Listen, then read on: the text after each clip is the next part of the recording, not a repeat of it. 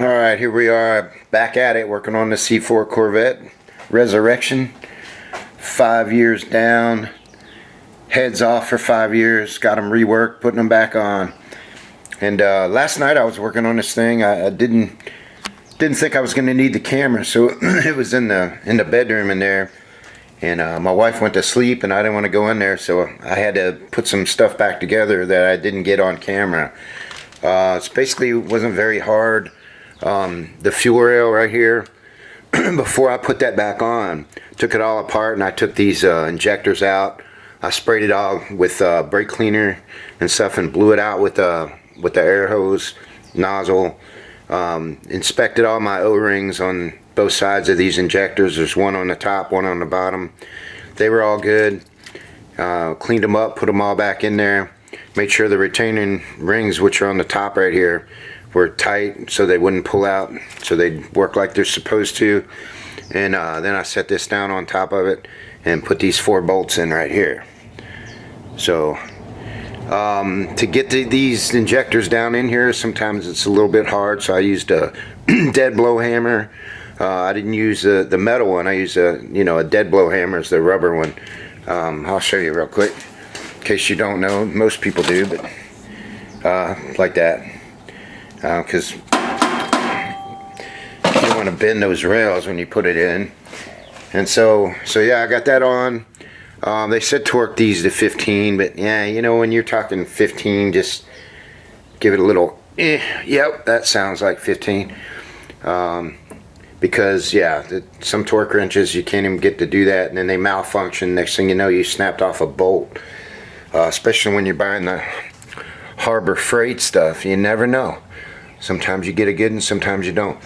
I had to take this gooseneck bolt back off because this, which hooks to the EGR valve, I think that's the solenoid or something, it actually bolts down on the second one of the gooseneck here. So I took that off, bolted it on. I hooked up my lines. So anyway, this is what was on there, right, to begin with. And this slips on there, and then your hoses come out of that right there. Well, yeah, as soon as I touched that and took it apart, crack, gone, right? So that's an obsolete part. We're not using that.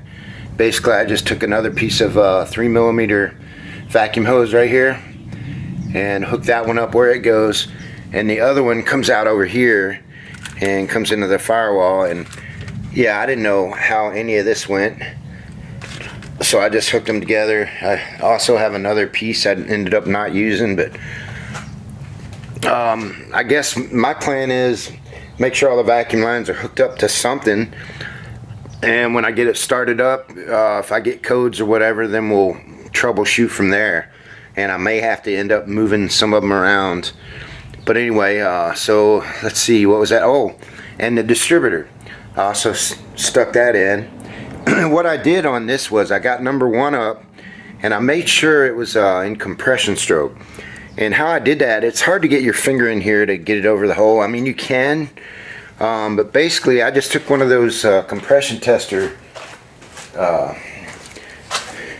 that's for a compression tester, and I screwed that in. I held my finger over the hole as I was turning the crank, or turning the harmonic balance, turning the engine over basically.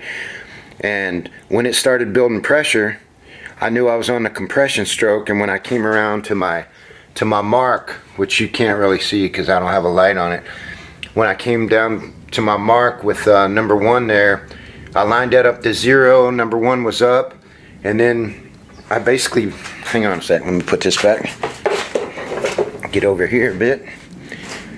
So what I did was I pointed this at number 1, which is going to be right here. It's pretty close to, yeah, you can't really see, but it's close to pointing to number 1 anyway. Now, when I stuck it in 4 or 5 different times, but that's going to be fine.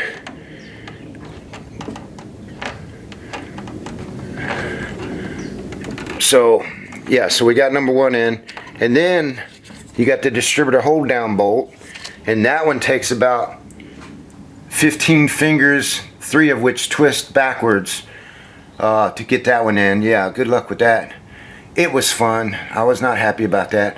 I actually had to take this off to get to it.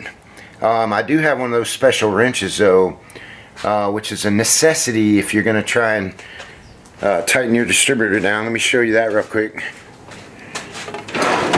Wait, it's probably still laying over. No, here it is.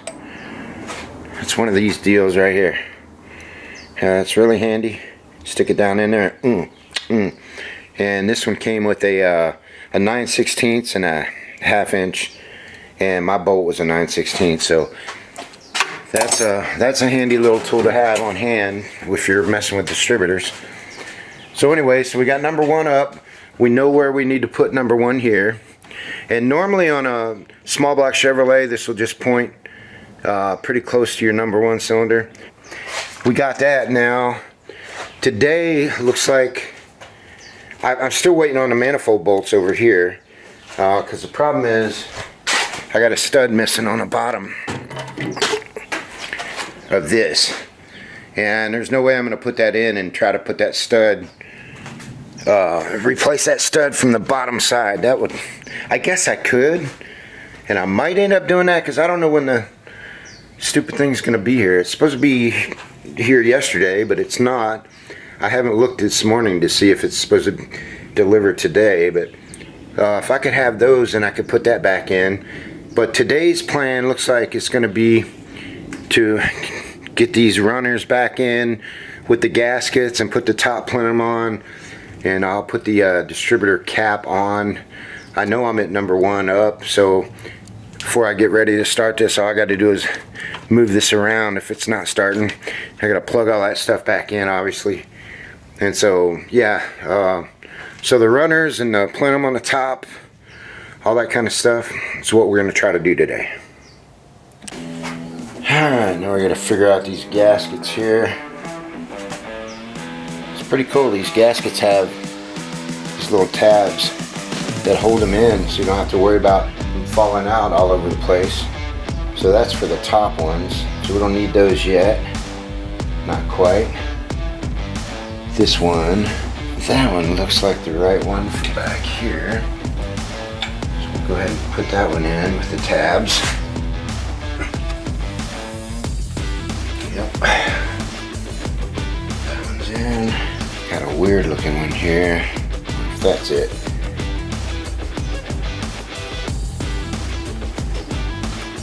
Not quite. Huh?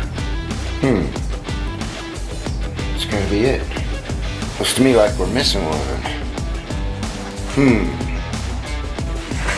There it is. And it was the one I needed.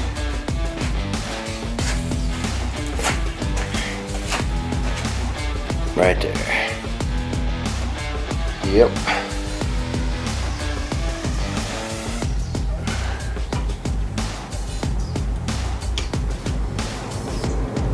Yeah, I wish all gaskets had that. Just line up the tabs, push them in, and boom, they stay. I like it. Me likey.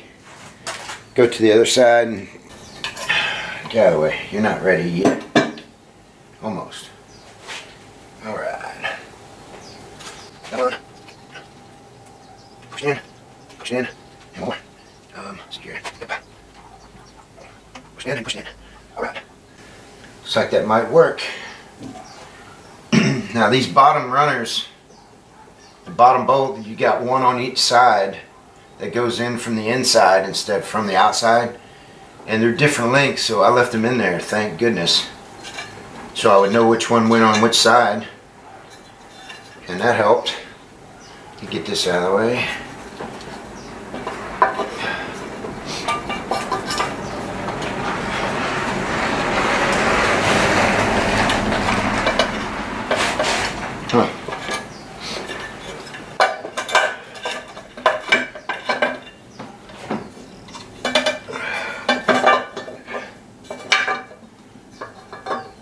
There it is.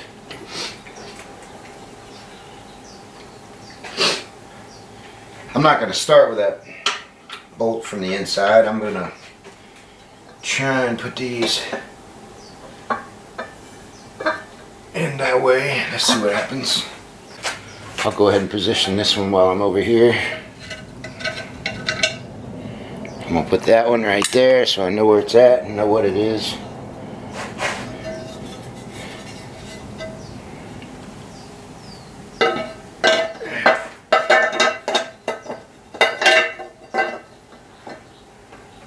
Right. So I got 1, 2, 3, 4. It's like I got 4 on each side, and then that other one.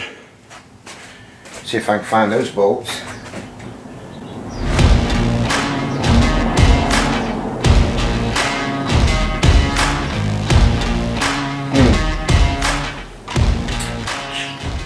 Yeah, I don't know what bolt goes to what. How fun is that?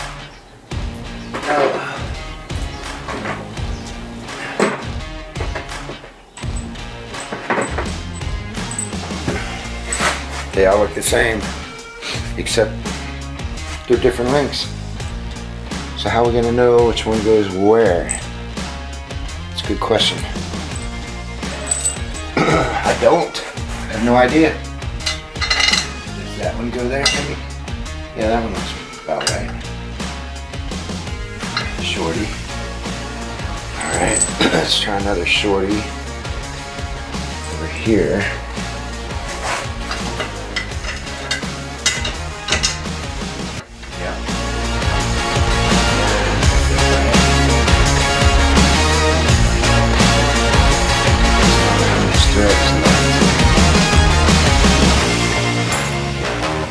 Probably a shorty over there. Maybe even a shorty. I don't know. I think the shorty's going to do it. Sorry for blocking the view.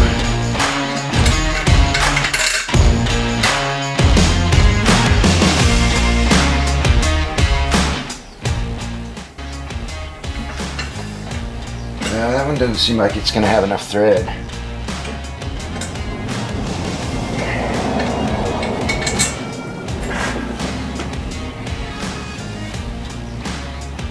So what's the next one?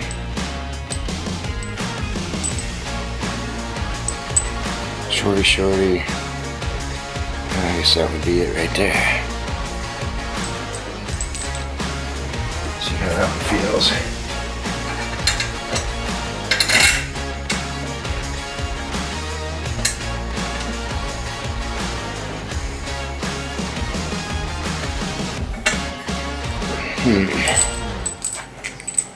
I don't like that.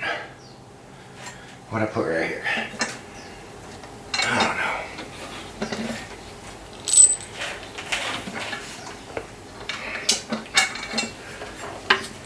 I'm going back to shorty.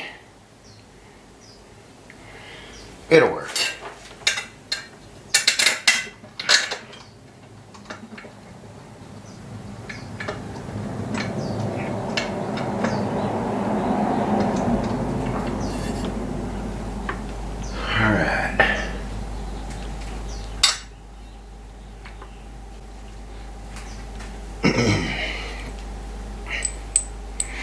I don't want to put those in my magnetic bow. I'll get them mixed up with that one that goes on the inside. Or I could just take that one now and put it in.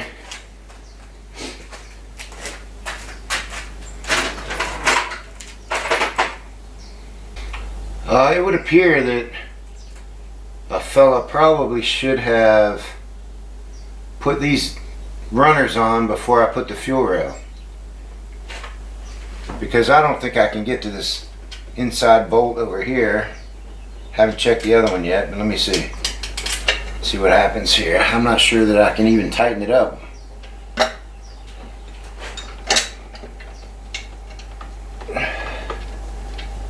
I can get it started.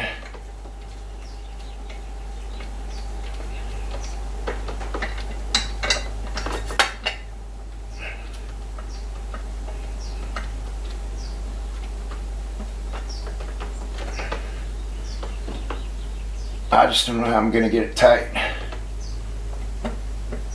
I'm gonna try this other one. Yep.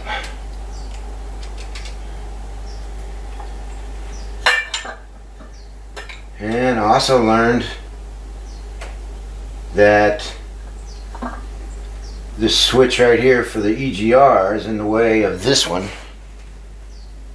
So that's stuff you don't know unless you remember and document and all that kind of stuff, which I didn't, of course.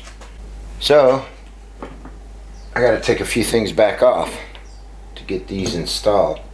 The first thing is this water neck. Let me take my vacuum hose off of there and take this back up. Huh. Oh, okay. Are you kidding me right now? This one just broke.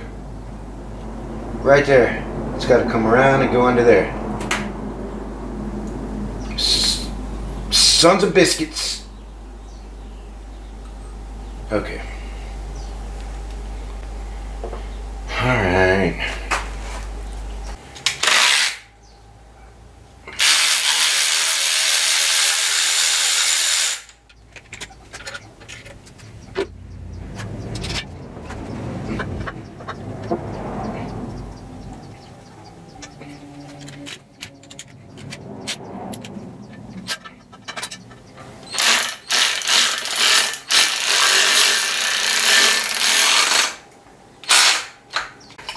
Mike can get in there.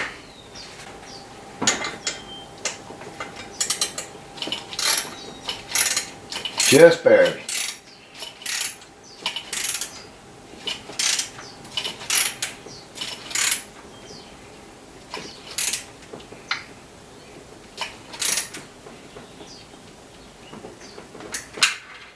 Yep. Got it. So the thing about these vacuum hoses, they're very brittle. The rubber just, you touch it, move it the wrong way, crack, just breaks right off in your hand. And that's what happened. Where's my automatic? Oh, left it over there. Work smarter, not harder. Right, guys?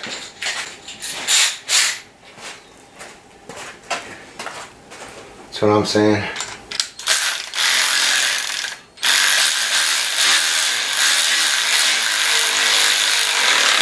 Like that. Like that. Put it on there. I can get it size here. I mean, it's 40. I'll get all of that. Get in there. Distributor, injectors. All that stuff here. Don't strip anything out. Yeah. Good tool. Alright, change the battery.